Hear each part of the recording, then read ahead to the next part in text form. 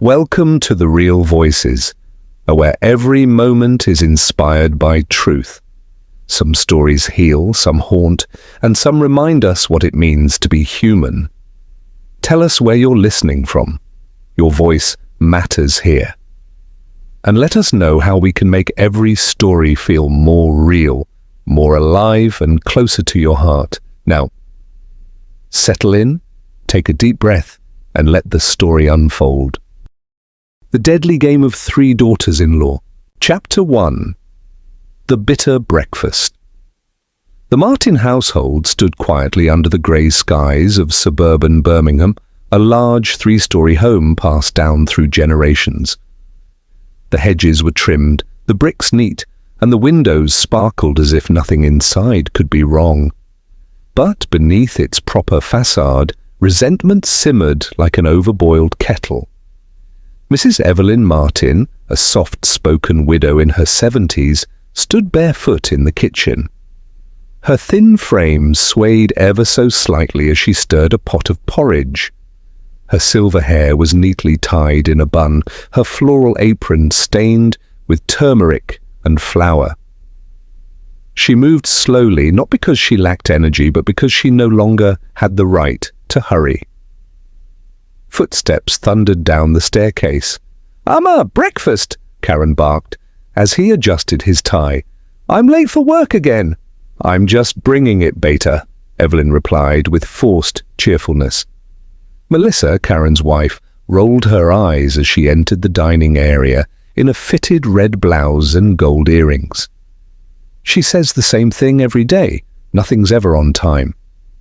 Before Evelyn could respond, she placed 2 steaming parathas and a bowl of porridge on the table. "I made your favorite, stuffed potato. And today's porridge, I added cardamom. It's your father's birthday. He used to love this." Karen offered a small nod. Melissa, however, leaned forward, frowning. This is what you call porridge? No ghee, no cashews, no almonds. Looks like something served in a soup kitchen." Evelyn blinked. "We've always made it this way, dear." "Well, in my home," Melissa snapped, "even the help wouldn't eat something so bland. And you're feeding this to your son?" Before Evelyn could respond, another voice echoed from the corridor. "At least if Mahendra was here, Amma would have cooked something proper." Sharon, Michael's wife, strode in, her heels clacking against the marble floor. Natalie, the youngest daughter-in-law, followed her in with folded arms. "We're clearly second class here. Mahendra's wife gets all the love and the gifts. We just get excuses." Evelyn clutched her hands. "I've never made a difference between my daughters-in-law. I love you all equally." Sharon laughed. "Really? Then what about those 2 silk saris you gave Mahendra's wife last week?" "They were just—" "And where are ours?" Natalie added sharply. "You think giving 2 saris in 10 years is generosity?" "I never meant—" "No one's asking for your speeches, Amma," Melissa cut in. "You want us to believe we're equal? Fine. Give us £10,000 each. I want a salon package. Sharon needs a new sari. Natalie's brother has a family function." Evelyn hesitated. "We live off your father's pension. That's for the house, for food." Sharon scoffed. "Stop pretending it's for everyone. You're just hoarding it. The house is in your name, the savings are under your control, and our husbands, you keep them wrapped around your finger." Karan stood quietly, frowning, unsure where to look. Melissa turned to him. "Say something. Isn't it true your mother never let you live freely?" Karan cleared his throat. "Maybe it's time we split responsibilities. Let them manage things for a while, Amma." Evelyn looked at her son as if the ground beneath her feet had shifted. "You too, Karen?" He didn't answer. Natalie grinned. "Perfect. From now on we'll handle everything. You just sit back and rest, Amma. Don't worry. We'll run this house just fine." The tone was sweet, but the look in her eyes was not. That night, Evelyn sat alone in her room. The walls that once echoed with her children's laughter now seemed colder. The wardrobe still held her late husband's winter coat. On the bedside table, a faded photograph of her wedding day stared back at her. She hadn't touched the food brought to her that evening. Below, laughter drifted up from the drawing room. "She's finally handed over the reins," Melissa whispered. "Don't push too fast," Sharon warned. "We still need the jewelry. Play it slow." Natalie smirked. "Once we get the house signed over, she'll be nothing more than a name on a doorbell." And so beneath the illusion of domestic bliss, the real game had begun. Chapter 2.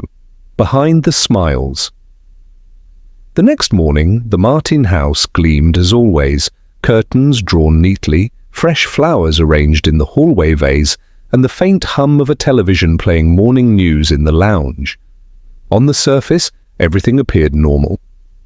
But inside the newly reassigned household ledger, now locked away in Sharon's cupboard, a quiet revolution was already underway.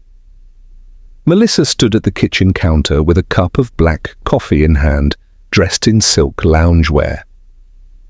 "She didn't even ask who'll be managing the monthly expenses," she said, with a smirk. Sharon flipped through a catalogue at the dining table. Why would she? She knows better now. One hint about pension cuts and control, and she went completely quiet. Natalie entered, holding her phone. "I've made a list. Week 1, we get the jewelry. Week 2, we start cutting her food budget. No more wasting ghee on her porridge." "Perfect," Melissa said. "No sudden moves, though. She's old, not stupid. Keep it polite. Keep it sweet." They all laughed softly.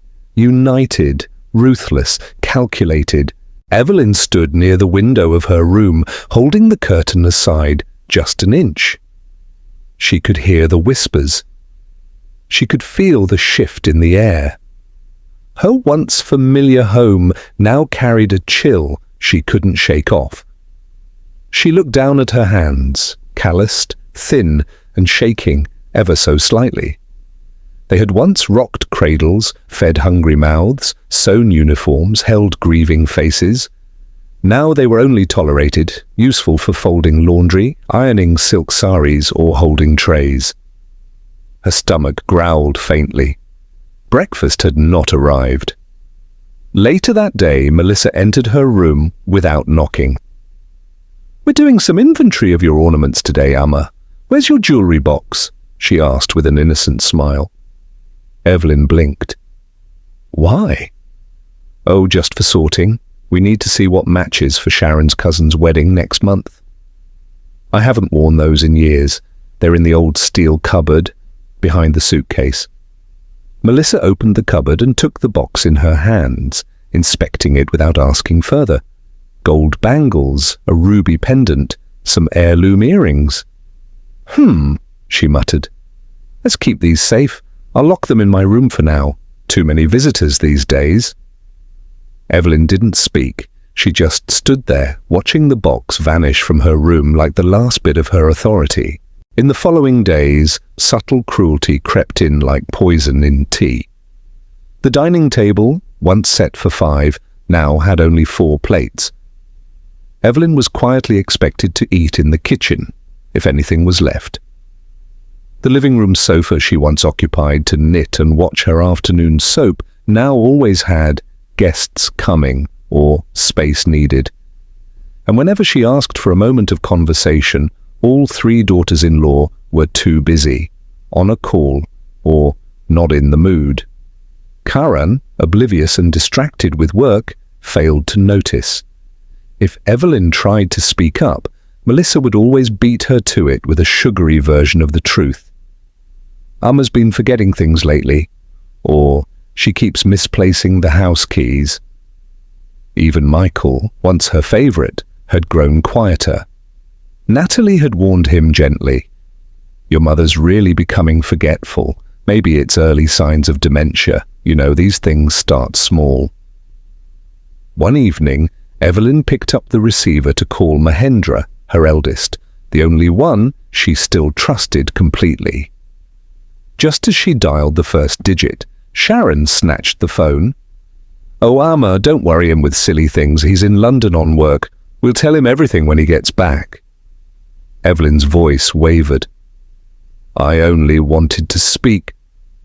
"To complain about us, yes?" Sharon's voice turned sharp. "We're not stopping you from living, but don't expect us to stay quiet if you try to twist facts." Natalie appeared in the doorway. "Maybe we should just remove the phone altogether, less stress for her." And just like that, the landline disappeared from her room. That night, Evelyn sat in the dark. Her lamp was broken.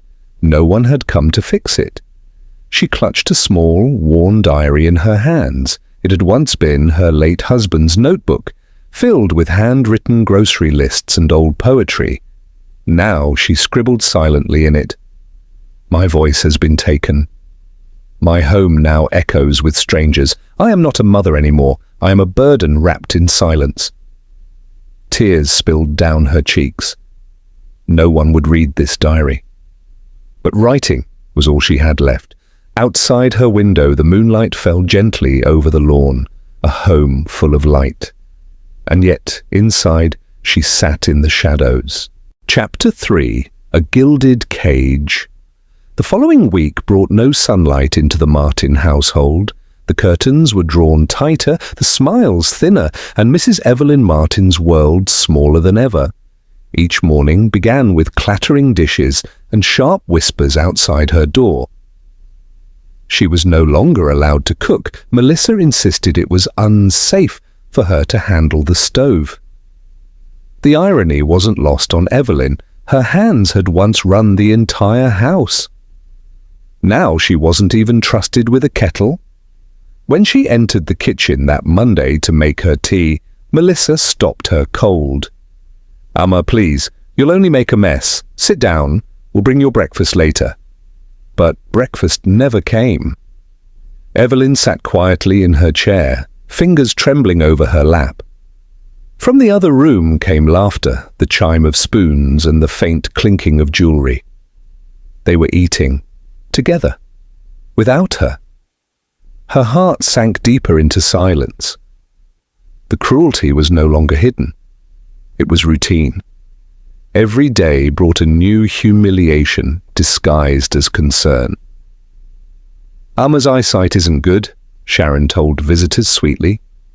"She forgets where she puts things," Natalie added. And when Evelyn protested, the women exchanged pitying looks as if speaking of a confused child. Then came the sari incident. It was a warm afternoon when Sharon stormed into her room, waving a half-burnt sari. "Look what you've done! My favourite silk! Ruined!" Evelyn blinked in shock. "I don't understand. I only pressed it." "Pressed it? You burnt it. Don't pretend you didn't." "I swear, my child, I didn't. The iron slipped." "Oh, stop this act," Melissa interrupted from the doorway. "You're jealous, aren't you? You can't stand to see us happy. That's why you do these little things." Evelyn's throat tightened. "Why would I ever—" "Because you're bitter," Sharon shouted. "Because you can't bear to see your sons care for their wives more than for you." Tears welled in Evelyn's eyes. "You're my daughters too." Melissa's voice turned cold. "Don't call us that." The room fell silent. Evelyn looked at the burnt fabric, once bright green, now blackened and curling at the edges, and realized it wasn't just silk that had been scorched. It was respect. That evening, Evelyn tried calling Michael for comfort, but when she reached for the phone in the hallway, it wasn't there. "Looking for something?" Natalie asked, arms folded. "I wanted to call Michael." Natalie smirked. "He's busy. You shouldn't disturb him with emotional stories. Please, just one call." "Touch that phone again," Natalie said softly, "and you'll regret it." Evelyn froze. She could see it now. The truth she had tried not to name. Her daughters-in-law didn't just dislike her. They wanted her gone. Night fell. The house was quiet except for the ticking of the old wall clock. Evelyn sat on her bed, hands clasped together. The air was heavy with loneliness. She could hear Melissa's voice downstairs, muffled but distinct. "She's getting weaker. Perfect timing. We'll make her sign the papers soon." Sharon replied, "Not yet. Wait until Karen leaves for his trip next week." Evelyn's blood ran cold. Papers, signatures, what were they planning? She rose and moved closer to the door, her breath shallow, but before she could step out, the handle twisted. Melissa appeared, suddenly smiling. "Amma, still awake? You shouldn't stay up late. Not good for your heart." Her smile was poison, wrapped in politeness. Evelyn nodded faintly and sat down again, clutching her diary. After Melissa left, she opened it and wrote in shaky handwriting, "They have taken my voice, my home, and now they want what little is left, my name." Outside, the wind rattled the window panes. Somewhere in the distance, a dog barked, and Evelyn Martin, once the matriarch of the family, sat in a gilded cage, silent but aware, praying for morning light that might never come. Chapter 4. The Hungry Corner. 3 days after the sari incident, Evelyn Martin was no longer allowed near the kitchen. It wasn't announced officially. It didn't need to be. The door was simply locked in the mornings, and when unlocked, she was watched like a suspicious guest. "You've done enough damage already, Amma," Melissa had said with a thin smile. "It's better if you just rest now." Rest. A word that had once meant peace. Now it was a prison cell with polite curtains. Evelyn's meals grew colder and fewer. Sometimes a slice of bread on a steel plate. Sometimes nothing at all. "Kitchen's being cleaned," Sharon would shrug if asked. "We're out of milk today," Natalie would lie, sipping coffee from a ceramic mug. By the end of the week, Evelyn had learned to stop asking. On Friday morning, the smell of ghee and cumin floated up the stairs, freshly prepared lunch. Her stomach clenched. She hadn't eaten anything since last night's plain toast. She walked timidly toward the dining room, only to find the door half shut. Inside, the 3 daughters-in-law were laughing over lunch, plates full of rice, curry, and sweets. Evelyn stood in the corridor, hidden from view, her hands trembling. A voice rang out from inside. "Is she still locked in her room?" Natalie asked. "No idea. Let her starve for all I care," Melissa replied. "Maybe then she'll learn not to play the victim." Their laughter echoed louder than the clinking spoons. Evelyn returned to her room, light-headed. She sat on the edge of her bed, staring at her hands. Then slowly, quietly, she wept. Later that afternoon, someone knocked gently on her door. "Amma ji?" came a whisper. It was Karen, the maid who cleaned twice a week. "Are you inside?" Evelyn hurried to open the door. Karen entered, glancing around nervously. In her hands was a steel tiffin box, still warm. "I brought you some dal and rice," she said softly. "From my home. I heard them say you weren't being fed." Evelyn's eyes welled up instantly. You brought this for me?" Karen nodded. "You haven't done wrong, Amaji. I've seen everything. You were always kind." Evelyn held the food in her hands like a blessing. She sat cross-legged on the floor, tears falling silently as she ate. Slowly, gratefully, like someone remembering what it meant to be human. But kindness in this house never went unnoticed. By evening, Natalie had found out. The pantry key was missing, and someone had seen Karen on the stairs. When the door flung open, Evelyn was still washing the tiffin in the bathroom sink. Melissa stood in the doorway with Sharon and Natalie behind her, arms crossed, faces furious. "You've been talking to the maid behind our back?" "I was just hungry," Evelyn said, her voice cracking. "She brought food, that's all." "Did you complain about us?" Natalie snapped. "No, I swear on—" Melissa interrupted. "Enough! From now on, Karen is not allowed in this room. In fact," she turned to Sharon, Fire her. No, please, Evelyn pleaded. She did nothing wrong. Exactly, Natalie said with a smirk. She did nothing, and that's what you'll get from now on. The next morning, Evelyn stood at the bottom of the stairs, clutching an old woolen shawl around her shoulders. The air was damp. Her lips were pale, her knees shook. "Can I have a cup of tea?" she asked meekly. Sharon looked up from her phone. "There's some in the pot." Evelyn moved toward the kitchen, but Natalie stepped in front of her. "Not for you." Evelyn stood frozen. Melissa added calmly, "Why don't you just eat the air? That's free." The three women burst into laughter. That night, Evelyn wrote only one line in her diary. "When food is used as punishment, the house is no longer a home. It's a battlefield." She folded the diary shut and lay on her cot, eyes open, stomach empty, and soul quietly breaking. Chapter 5. The Storm Inside. Rain hammered the windows of the Martin house. Outside, wind twisted the trees and sent leaves spinning across the driveway. Inside, the air was colder than usual, though the heating was on. Perhaps it wasn't the temperature. Perhaps it was something else.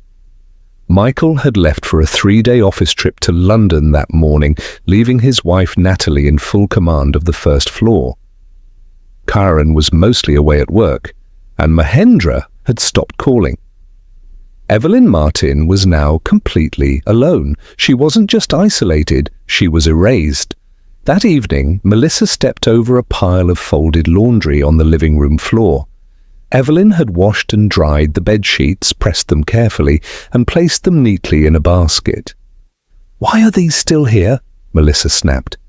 "I was about to carry them upstairs," Evelyn said, reaching for the basket. "Don't bother. You'll just trip and make another mess," Sharon muttered, walking past her.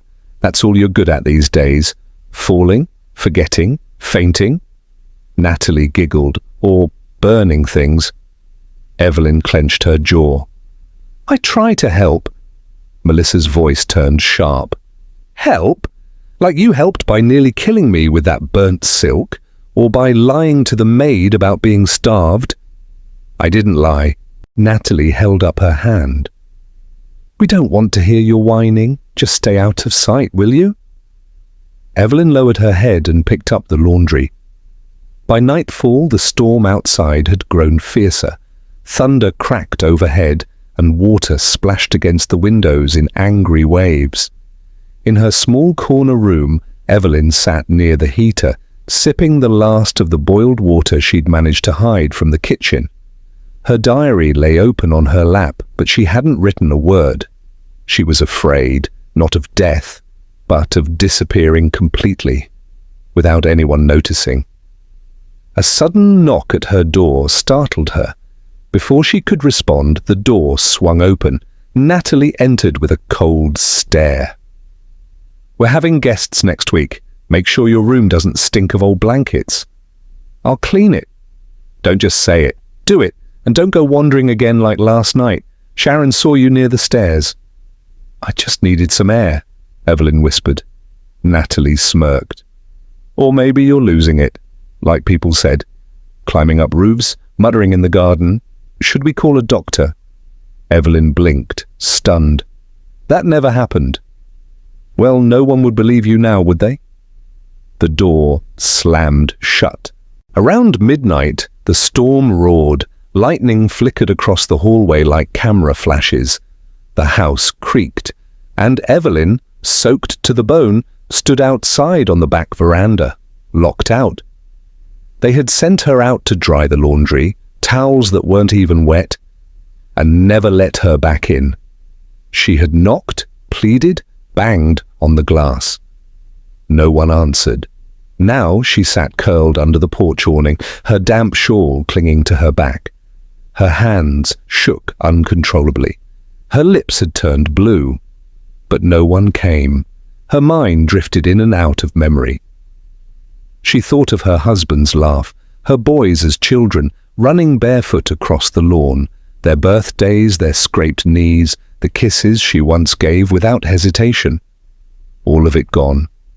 All of it somewhere unreachable now. By morning, the door finally opened. Sharon looked down at her, wrapped in a wet sheet, eyes vacant.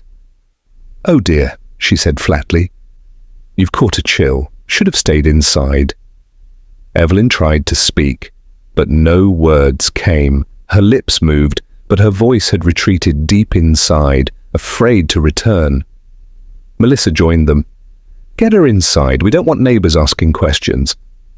They led her in, helped her change into dry clothes, sat her in a chair with a blanket and a cup of lukewarm tea. Not out of kindness, but calculation. She was breaking, and they knew it. Later that day, Melissa whispered, "She's slipping finally. The property will be ours soon." Natalie nodded. "But we need that thumbprint." "Don't worry," Sharon said. "With her sons out of the way, what can she even do?" None of them noticed Evelyn standing quietly in the hallway, hidden behind the doorframe, listening. Something in her had shifted, not strength, not defiance, but awareness and a prayer that someone somewhere still saw her. Chapter 6. The Fall. The house was still when it happened. No screaming, no crashing, just a soft thud, dull and final, like a sack of grain dropped gently to the floor. At 4:12 a.m., no one heard it. By the time Sharon opened the back door in the morning, the sky was overcast and quiet. She stepped into the courtyard, stretching and yawning, then froze. There, lying near the stone steps at the side of the house, was Evelyn Martin. Her thin body was curled awkwardly. Her nightgown was damp from the dew, hair tangled, and one slipper had come off. Her head rested against the cold ground, and blood, dark and dried, streaked from the corner of her forehead. Sharon stood still for 3 long seconds. Then she screamed. Within minutes the house was a flurry of movement. Melissa came running down, Natalie right behind her. Karen, half-dressed, rushed from the stairs in confusion. They circled the spot where Evelyn lay. Karan knelt beside his mother, shaking her gently. Amma, can you hear me?" There was no response. "She must have fallen," Natalie said quietly. "Maybe she wandered out again." "She's bleeding," Karan said, panic rising in his voice. "Call the ambulance, now!" The hospital waiting room smelled of antiseptic and old fear. Karan sat with his head in his hands, silent. Melissa and Sharon paced in and out of the hallway. Natalie scrolled aimlessly on her phone. The doctor came out at last, a tall man with kind eyes and a grim expression. "Mr. Martin?" he said gently. "Your mother has suffered a serious head injury. She's also severely malnourished and dehydrated. Her condition has worsened over time." Karen looked up, stunned. "But, she was fine just a few days ago." The doctor hesitated. "I'm sorry, but your mother has slipped into a coma. The trauma to the head, it's unlikely she will wake up." Karen didn't speak. Melissa placed a hand on his shoulder, but he shook it off. "She fell from the back steps?" he asked the doctor. "We're not sure if it was a fall," the doctor replied. "There are signs of earlier injuries, burns on her hands, bruising on her arms, and, emotionally, she may have been deeply distressed." "Why didn't anyone tell me?" Karen asked, his voice cracking. "You'd been away," Natalie said quickly, "and we didn't want to worry you." Karen stared at her. "Not worry me. She's my mother." Sharon stepped in, calm and rational. "She's been declining for weeks, forgetting things, wandering at night. We thought it was age." Melissa added, "We tried to care for her, but you know how stubborn she was." Karen didn't answer. He simply walked toward the glass window where he could see his mother, small, pale, and surrounded by machines. She looked like a shadow of the woman who'd once tucked him in with warm hands and whispered prayers. Later that evening, Evelyn was brought back home. The doctor had said there was nothing more to be done. A hospital bed was arranged in the guest room. A nurse came twice a day to check her vitals. Her eyes remained shut. Her lips didn't move, but her chest rose and fell. A quiet, fragile rhythm of a life not yet gone. The house carried an unfamiliar silence, and for once, the daughters-in-law didn't laugh. They had won. The house was theirs. The jewellery was locked away. The pension still arrived each month, but none of them could meet each other's eyes for very long. In the following days, Evelyn didn't speak. She didn't cry. She didn't stir. But in the stillness of that room, something lingered, the weight of truth. Karen, the former maid, returned briefly to drop off a parcel. She peeked into Evelyn's room and whispered, "I brought you flowers. The yellow ones you like." No reply. "I'm sorry I left. They scared me. But someone saw what happened. Someone who still believes you." Still no reply. But Evelyn's fingers twitched just once near the edge of the blanket. That night, Mahendra returned from London. He hadn't been informed about the fall, not until a neighbour called. He stormed into the house, eyes red. "What the hell happened to Mum?" The sisters-in-law spun their tales quickly. Lies rehearsed over cups of tea. But Mahendra didn't listen. He looked at his mother's motionless form, then back at them, and something in his face turned hard. He didn't speak again that night, but the next morning he asked a quiet question that chilled the room. Where exactly did she fall? And no one could answer the same way twice. Chapter 7. The Hidden Eye. Mahendra Martin sat alone in the drawing room, his fingers lightly drumming against the arm of the old wingback chair. The rain outside had quieted, but a storm brewed within the house, one that no one else seemed prepared for. Across from him, Karan sat stiffly, not quite able to meet his older brother's eyes. "She fell, Mahendra," Karan said at last. "She's old, fragile. Maybe she just wandered and slipped." Mahendra didn't respond. He simply nodded slowly, his eyes wandering to the staircase, the one leading to the attic where he had stored some of their father's belongings years ago. It had been untouched since, except now something told him not everything in this house had remained untouched. The daughters-in-law kept their distance. Since his arrival, they moved like shadows, polite, quiet, overly cautious. Melissa smiled too much. Sharon stayed in the kitchen longer than necessary. Natalie avoided him altogether. It was only when he passed Evelyn's room that afternoon, when he stood silently at the door, looking at her still form on the hospital bed, that a flicker of truth began to glint behind his eyes. He noticed something strange. In the corner, tucked just behind the bookshelf, a tiny red light blinked. A security camera. It hadn't been there before.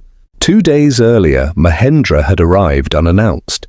What no one knew was that on his last trip home, Evelyn had broken down in private. She hadn't begged for help. She'd never do that. But she had looked him in the eye and whispered, "If I disappear one day, don't listen to the noise. Watch closely. Look at what's not being said." And he had listened.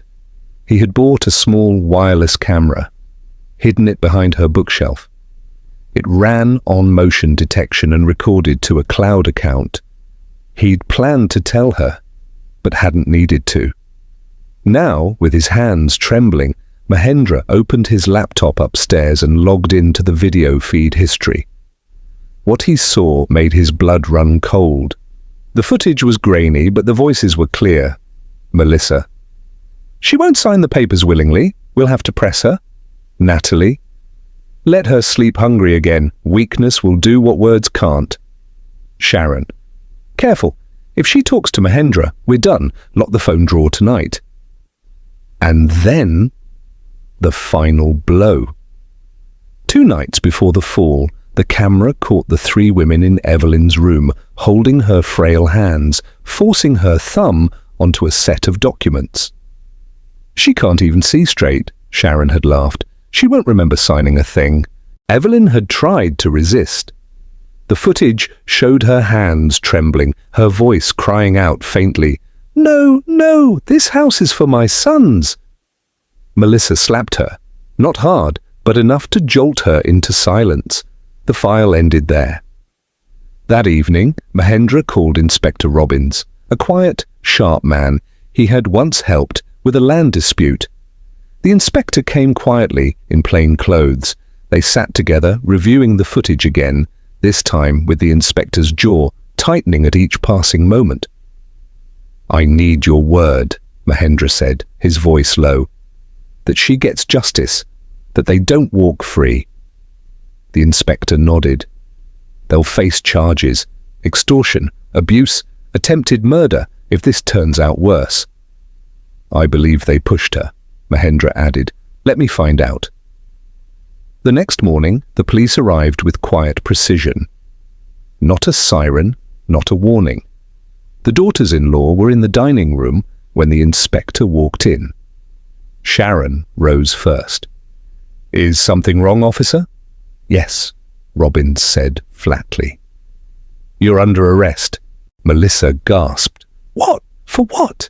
"For the abuse and coercion of Mrs. Evelyn Martin, for unlawful acquisition of property, and," he added, pausing, "for contributing to the medical harm of a vulnerable elder." Natalie's face drained of colour. "You can't do this," Melissa shrieked. "This is our house." "No," Mahendra said, stepping forward. "This is her house." As the officers cuffed them one by one, Karan stood at the staircase, unmoving, pale, ashamed. Melissa turned to him. "Say something. You know we cared for her." But Karan looked down at the floor. "I don't know anything anymore." Evelyn lay in her bed, unaware of the justice unfolding outside her door. But perhaps, just maybe, somewhere deep within her silence, she felt it. That the cage was breaking, that her suffering had been seen, that truth, at last, had a voice. Chapter 8. Justice for Evelyn. It rained again the day the 3 daughters-in-law were taken away. Not violently, just a slow, steady drizzle, like the house itself was weeping in quiet relief. Inside, the silence felt different now, not the silence of fear or isolation, but the hush that follows truth. Heavy, but healing. Mrs. Evelyn Martin lay still in her hospital bed, her eyes shut, her breathing shallow. Machines beeped gently beside her, keeping time she could no longer track. The bruises on her arms had begun to fade, but the scars, visible and not, would take longer. Karan sat beside her, shoulders hunched, eyes red. He hadn't said much since the arrest. The guilt hung over him like a shadow, not because he had hurt her, but because he hadn't seen, hadn't listened, hadn't believed. "Amma," he whispered now, clutching her frail hand. "I failed you." There was no answer, just the rhythm of the monitor. Still, he kept speaking. "I thought I was doing the right thing, keeping peace in the house, trusting them, ignoring the small things. But I ignored you. I let them silence you." He bent his head lower. "I didn't want to believe you were suffering. Maybe I just didn't want to face the truth." A tear slid down his cheek and landed on her hand. "I'm sorry, Amma. I'm so sorry." Meanwhile, in the police station, the walls felt colder than ever. Melissa sat in one corner, eyes wild with disbelief. Sharon glared at the officers. "We didn't kill her. She's still alive." "But you tried," Inspector Robbins said calmly. "Starvation, isolation, forced signature, verbal abuse, physical intimidation, all while presenting yourselves as dutiful daughters-in-law. Natalie tried to shift the blame. It was Melissa's idea. I didn't even touch her. Save it for the judge, the inspector replied, slamming a thick folder onto the desk. Inside, photographs, timestamps, audio recordings, CCTV stills. Mahendra had made sure there was no room for doubt. This is who you truly are, he said. Melissa banged her fist on the table. She took everything from us. No, Robbins replied quietly. You took everything from her, and when you couldn't take more, you tried to take her life. Back at the house, Mahendra stood in Evelyn's garden, once lovingly maintained by her hands, now overgrown and wild. He knelt beside the rosebush she used to trim every Sunday, cleared away the weeds and clipped a single bloom. He brought it to her bedside and placed it gently on the table. Karan looked up. I should have stopped them. You can't change the past, Mahendra said, but you stood up now. That matters. I didn't, Karan whispered. You did. Mahendra gave a small, sad smile. Only because I saw what you refused to see. Karan nodded. She always said, silence doesn't mean safety. I should have known. 2 days later, Evelyn opened her eyes. Slowly, blinking against the light. Her vision was blurry. Her head throbbed. But when she saw the two men at her bedside, her sons, watching her with tears in their eyes, something inside her softened. Amma, Karan whispered, standing. She blinked again. Her lips moved, cracked and dry. Water. Mahendra rushed to her side, helping her sip gently from a glass. Karan held her hand, trembling. You came back, she said, her voice hoarse. I never should have left, Karan whispered. She looked at him for a long moment, then nodded, ever so faintly. It wasn't forgiveness, but it was a beginning. Weeks passed. The house changed. The locks were replaced. The property papers restored in Evelyn's name. The jewelry returned.